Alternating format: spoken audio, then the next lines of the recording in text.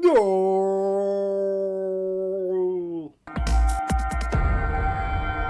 Hi and welcome to the Ruby Tuesday. My name is Ruben and this is my review for All the Freckles in the World. 13-year-old Jose Miguel is immune to 1994 World Cup fever until he realizes soccer is the only way to win the heart of his crush. When I saw the trailer for this film, I was like, hey, that looks okay. It reminded me of certain films like the coming of age films.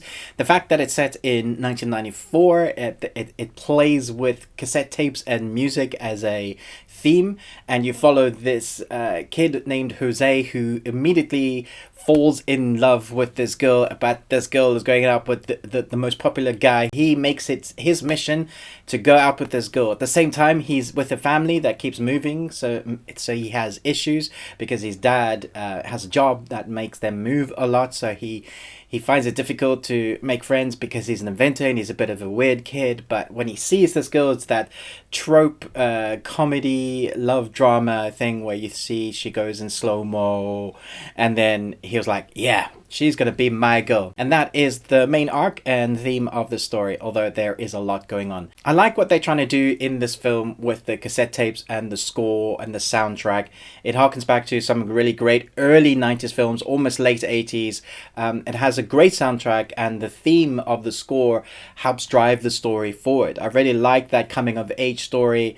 The problem is, this kid is really unlikable. I don't think he's a bad actor, but they make his character the most selfish character you're probably likely to see in a film for a long time.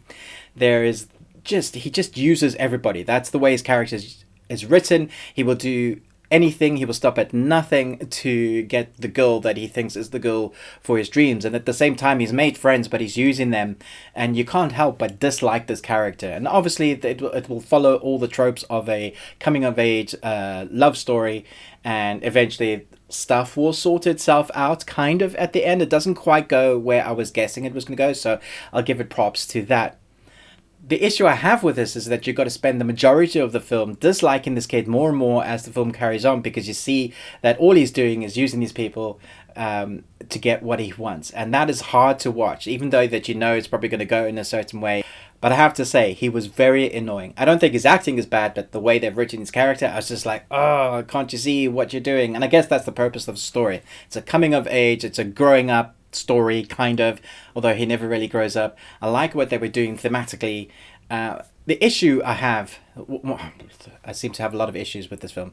The main issue I have with this film, there is a storyline that I'm going to talk about now. There is a teacher that looks like she's having sexual relations with a young child. So there's this one kid that he's basically not that smart. He's been held back 3 years. I think he's probably about 15, maybe 16. But it's obvious in the way they're telling the story that this teacher's having relations with him. However, whatever it is, it's very inappropriate. The way she touches him, where she goes to meetings with him, and they never address the storyline. They just leave it as is in the film. And I was just gobsmacked, really, that it was even a theme in the story. It didn't need to be in the film at all. It didn't serve a purpose at furthering the plot at all. There was no point of it, and the fact that they left it in and then didn't address it at the end of the film just made me wonder what they were trying to say, what they were trying to do. Are they just saying at some point, some kid that's been held back, some kids will be used in a way that they shouldn't? I mean, that's a horrible theme to have, and a weird storytelling device to have in a film of a coming of age story about love, and then you have this in your film. I just thought that was a bizarre thing to have in the movie, and I would have just cut it straight out. It didn't need to be in the film. It didn't further the plot. So I was just like, wow, okay, how has nobody talked about this? Why is people, when they're referencing this film, not saying what is going on with that bit? Yeah, I'm still amazed. I'm still trying to process it. I don't get it. There are really good things in this film. Some of the filming is good. It does follow a lot of tropes, but I understand what they were trying to do. It's trying to capture that magic, that those old 90s coming of age stories, even like I said, the 80s. And sometimes it works with the score and the sound. The filming is good and the acting is okay. I thought all the kids in this did a really good job with their performances. In fact, sometimes they were funny, sometimes they were heartwarming. But overall, I think it fell short of what it was trying to do, especially towards the end. especially with that weird storyline just whacked in there for no reason. Bizarre.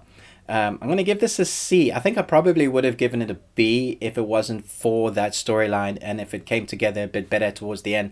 Maybe I'm missing the point. I think it's aimed at adults who remember that sort of, especially as it's around the World Cup, that timeline. So even the way and the language and the way the kids are and the adults involved, I think they're trying to do a demographic of maybe young teens and then older, like one of those growing up films, like, oh, do you remember when we used to do that with those cassette tapes and have tapes and this is the best rock music in the world? It's that kind of story, it's that kind of feeling that they want to get across to you. I'm just not sure they executed it that well. And that's just my opinion, so let me know what you thought about this film in the comments below. Thanks so much for watching this review, but most of all, until next time, remember, live long and Tuesday.